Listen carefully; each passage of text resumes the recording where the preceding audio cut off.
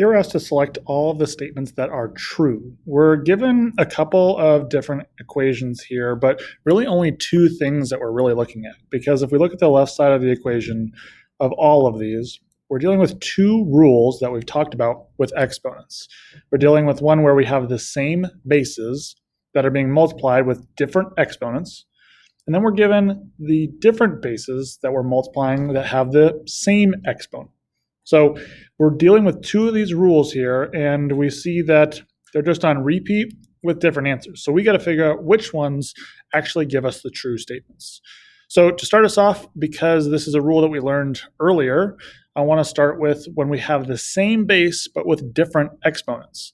When we are multiplying two exponents with the same base, we can add together the exponents. So in this case here, for a and a d, what we can do here is we're going to keep the same base. You see here in our rule that x, or our base, is staying the same, and we're just adding the exponents.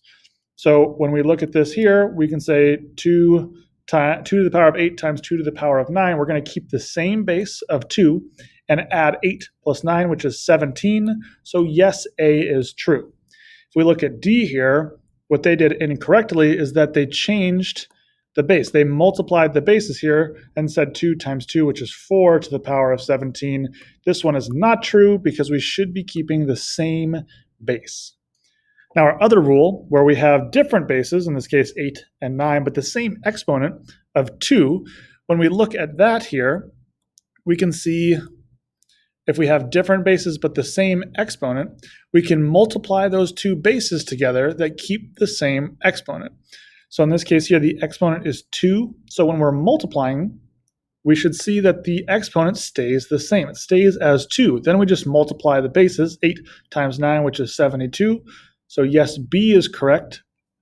In this case, though, what we see that they messed up on for C is that in this rule, the exponents should be staying the same in both sides of the equation.